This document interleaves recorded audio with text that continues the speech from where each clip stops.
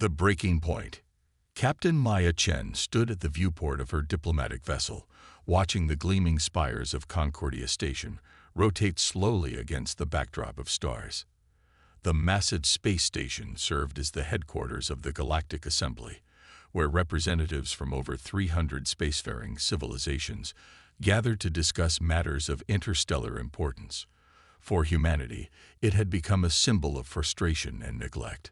"They're ready for us, Captain," said Commander Raj Singh, her second in command. His normally cheerful face was grim. They both knew what was at stake today. Maya nodded and straightened her uniform. "And Earth. President Okafor is standing by. All systems are ready if we need to initiate contingency Helios." Maya took a deep breath. For 5 years, she had served as Earth's primary representative to the Assembly. For 5 years, she had followed their Byzantine rules, respected their customs, and pleaded humanity's case with dignity. For 5 years, she had watched as human colonies on the rim of known space were raided by the Krell, a predatory species that the Assembly refused to acknowledge as a threat. 23 colonies attacked, thousands dead, millions displaced, and always the same response: insufficient evidence for Assembly intervention. The shuttle docked with a gentle thud, and Maya led her small delegation through the arrivals hall. Representatives from dozens of species moved through the grand space, their bodies a testament to the diversity of life in the galaxy. Crystalline folians floated on antigrav platforms. Massive Dirac delegates stomped on 6 legs. Elegant vests glided on fields of electromagnetic energy. In the center of the hall stood High Arbiter Zolan, the Thelan official who had denied Earth's petitions 12 times before. His silver-scaled skin gleamed under the artificial lights, 6 eyes blinking in sequence as he spotted the human delegation. "Representative Chen," he said, his translator rendering his clicks and whistles into standard Galactic. "I trust you bring new evidence for the Assembly's consideration." Maya met his gaze steadily. "I bring the same evidence as before, Arbiter Zolan. The satellite footage from Proxima Colony, the recovered Krell weapons, the testimonies of survivors." Zolan's upper eyes narrowed. "Then I regret to inform you that the outcome is likely to be unchanged." "We'll see," Maya replied. The assembly chamber was a vast amphitheater, with concentric rings of seats ascending from the central speaking platform. 312 species were represented, though fewer than half that number attended in person for most sessions. Maya took her place on the platform and activated her data display. "Representatives of the Galactic Assembly," she began, her voice amplified throughout the chamber. "For the 13th time, Earth and her colonies petition for mutual defense assistance against the Krell raids in the Orion Spur." She proceeded to lay out the evidence once more. Colony after colony attacked. People killed. Infrastructure destroyed. The Krell struck without warning, took what they wanted, and disappeared back into the depths of space before any defense could be mounted. When she finished, there was silence. Then Arbiter Zolan rose from his seat. "The Assembly has reviewed Earth's petition," he announced. "As in previous cases, we find the evidence circumstantial. The Krell are a recognized spacefaring civilization, with Assembly trading rights. Without direct proof of their government's involvement in these incidents, the Assembly cannot authorize intervention." Maya had expected this response. She had heard it 12 times before. But this time, she didn't argue. Instead, she closed her data display and looked around the chamber. "I would like to thank the Assembly for its consideration," she said, her voice perfectly controlled. "Humanity has been a member of this body for 52 years. We have contributed to scientific exchanges, participated in cultural programs, and respected Assembly protocols." She paused, then continued. "In light of today's decision, however, Earth and her colonies formally withdraw from the Galactic Assembly, effective immediately." The chamber erupted. Delegates rose from their seats, translators working overtime as dozens of species voiced their shock or protest. Arbiter Zolan slammed his ceremonial staff against the floor, calling for order. "Representative Chen," he said when the noise had quieted, This is a most unusual and hasty decision. Perhaps a recess would be appropriate to allow cooler considerations to prevail. Maya shook her head. Our decision is final, Arbiter. Humanity will no longer rely on the Assembly for protection. We will defend ourselves. With that, she turned and walked from the chamber, her delegation following behind her. As the doors closed, she tapped her communicator. Helios is go, she said quietly. On Earth, President Amara Okafor received the message in her secure underground command center beneath the Kilimanjaro complex. She looked around at her cabinet and military advisors. Begin Project Phoenix, she ordered. All phases. General Daiki Takahashi nodded sharply. Yes, Madam President. Across Earth and throughout the human colonies, hidden facilities that had been preparing for this moment for years suddenly went into high gear. Shipyards that had been constructing vessels under the guise of civilian transports now revealed their true purpose. Research labs released technologies that had been kept secret from alien observers. Military units that had trained in silence moved into position. For 7 years, humanity had been preparing for this day, building and planning behind a careful screen of normalcy. Now, that screen was coming down. In the weeks that followed, human diplomatic missions across the galaxy packed up and departed with little explanation. Trade agreements were allowed to lapse. Cultural exchange programs were quietly discontinued. Human ships began to withdraw from established routes, returning to Earth or the colonies. At first, the other species made jokes about human emotionality and impetuousness. By the 3rd month, the jokes had stopped. By the 6th month, concern was spreading through the Assembly. They're preparing for something, said Lana Vex, the VES ambassador, floating before the Assembly Security Council. Our long-range sensors detect unusual energy signatures from Sol and several human colony systems. Perhaps they are simply building defenses, suggested Kitol of the Direct Confederacy. It is their right. These are not defensive signatures, Lana Vex insisted. Our scientists cannot identify the technology. And the scale is concerning.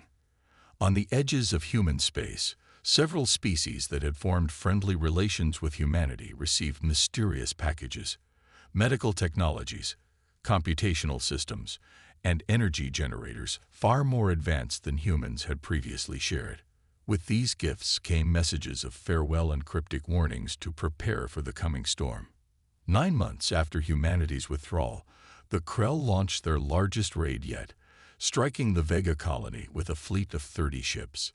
They expected the usual scenario, a desperate defense, a quick raid, and a clean escape. Instead, they encountered something new.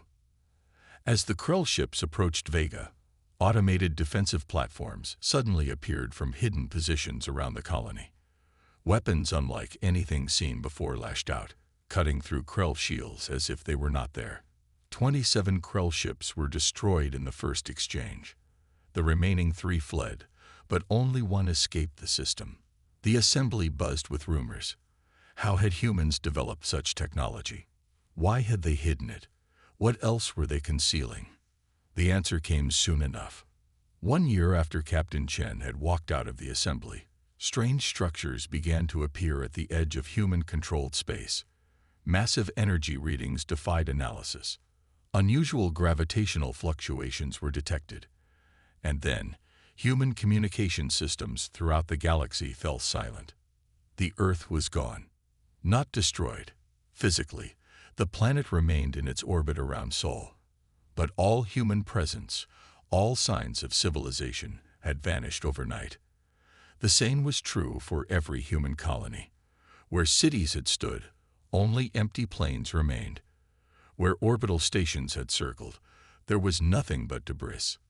It was as if humanity had simply left. The return. 3 years passed, and the galaxy changed. Without humanity's presence as a stabilizing force on the galactic rim, the Krell grew bolder. No longer content with raiding isolated colonies, they began to strike at the territories of Assembly members. The Folians lost 2 worlds. The Ves were driven from their mining operations in the Cygnus Arm. Even the powerful Durack suffered attacks on their outlying bases. The Assembly, true to form, debated and investigated and formed committees. They sent observers to document the damages. They issued strongly worded condemnations, but they did not act.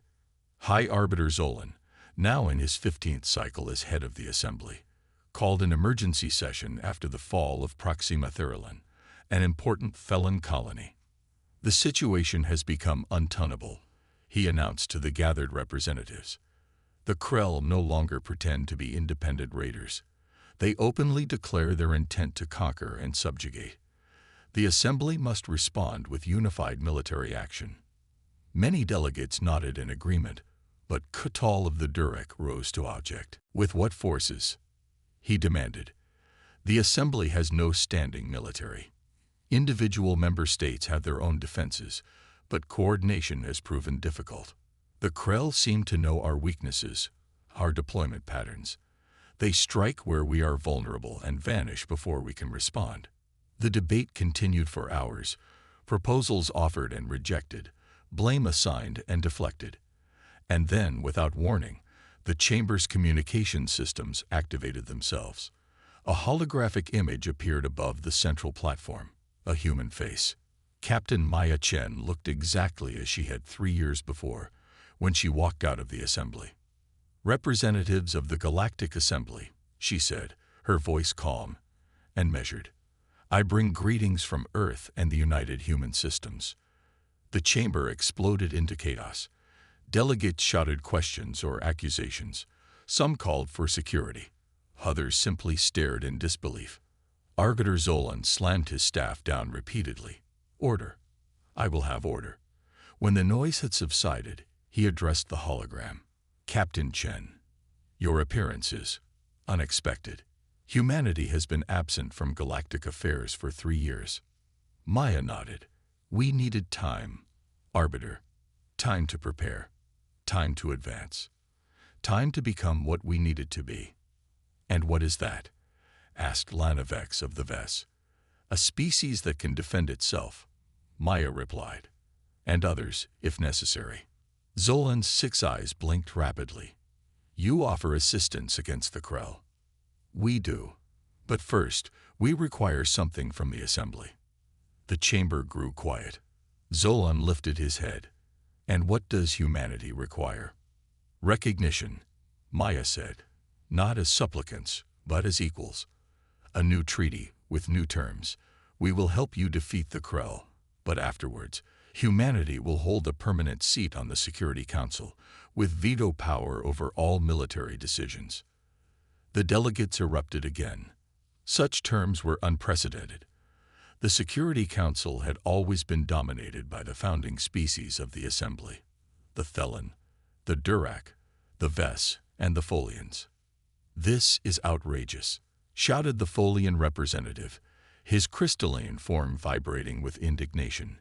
"Humans abandoned the Assembly. Now they return making demands." Maya's expression didn't change. "We didn't abandon the galaxy. We evolved. And now we offer you a choice.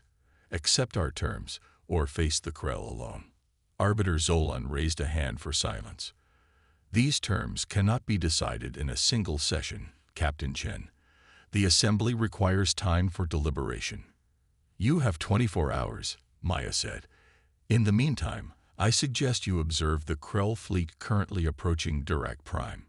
It might prove educational." The hologram vanished. Moments later, urgent communications reached the Durack delegation. A Krell battle fleet, the largest ever assembled, over 200 ships, had been detected on course for the Durack homeworld. Kittel rose, his massive form trembling. "We must return to defend our people," he announced. "Our fleet is already mobilizing." But against such numbers, he didn't finish the sentence. He didn't need to. Arbiter Zolan called for an emergency recess, but before the delegates could leave, the chamber's displays activated again, showing a real-time feed from the Durack system. The Krell fleet had arrived, their black ships forming up for the attack. The Durack defense fleet, impressive by Assembly standards, with 70 capital ships and hundreds of smaller vessels, moved to intercept. It would be a brutal battle, with the outcome all but certain. And then something impossible happened. Space itself seemed to tear open. Where empty void had been moments before, hundreds of ships suddenly appeared. Human ships, but unlike any design the assembly had seen before. They were sleek and predatory, their hulls gleaming with an odd, shifting iridescence that seemed to bend light around them. Without warning or communication, the human fleet opened fire. Beams of coherent energy lashed out, not at the Durac defenders, but at the Krell aggressors. Krell ships began to explode, their shields offering no more resistance than tissue paper. Those that tried to flee found themselves trapped by localized gravitational distortions, pulled back to face destruction. In less than 10 minutes, the entire Krell battle fleet, the pride of their expanding empire, the force that had been expected to conquer one of the Assembly's founding worlds, was reduced to scattered debris. The human ships remained in formation, silent and ominous, a clear demonstration of power that no delegate could misinterpret.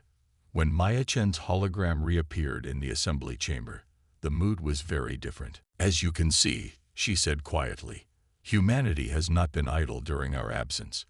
We relocated our civilization to a secure location and focused our efforts on technological development. What you witnessed was a small fraction of our current capabilities." Arbiter Zolan stepped forward. For the first time in many cycles, the ancient Thelon looked shaken. How is this possible? Such advancement in mere years. When necessity demands it, humans can accomplish remarkable things, Maya replied. Now, about our terms.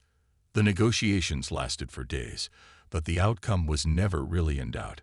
Humanity returned to the galactic stage not as one member among many, but as a power that could no longer be ignored or dismissed. The new treaty established humanity's position on the Security Council. It created protocols for immediate response to attacks on any species' sovereign territory. It formed a rapid reaction force with ships and personnel from multiple worlds, with humans providing key technologies and training. And it included one other provision, insisted upon by Captain Chen herself: a reparations fund for the human colonies that had suffered during the years when the Assembly had turned a blind eye to their suffering. 6 months later, Maya stood on the observation deck of the new human embassy on Concordia Station. Beside her stood Arbiter Zolan, looking out at the stars. "The Krell have sued for peace," he said. "Their leadership has been replaced. They will join the Assembly as probationary members, under strict monitoring." Maya nodded. "Good. I must ask," Zolan said after a pause. "Where did humanity go? Where are your worlds now?" Maya smiled slightly. "That remains classified, Arbiter. Let's just say we found a quiet corner of the galaxy where we could work undisturbed. And the technology you developed, will you share it? Some of it, over time, with the right safeguards." Zolan's 6 eyes studied her. "You don't trust us." "Trust is earned," Maya replied. "The Assembly lost our trust when it ignored our pleas for help. We're willing to be partners now, but on equal terms. And if we had helped you back then, what would the galaxy look like today?" Maya considered this, watching as ships from a dozen worlds moved around the station, going about their business in a pace that had seemed impossible just months ago. "We'll never know," she said finally, "but I suspect we would have remained at the table." Across the galaxy, humanity's return was changing everything. Their advanced technology was being carefully introduced to selected allies. Their diplomatic influence was growing. Their military presence was both reassuring to friends and intimidating to potential enemies. And in secure facilities throughout human space, scientists and engineers continued to work, developing technologies that would keep humanity one step ahead in a dangerous universe. They had learned a hard lesson. In the end, a species could truly rely only on itself. The galaxy had watched in dread as humanity abandoned the table. Now it watched in awe as humanity returned to reshape it.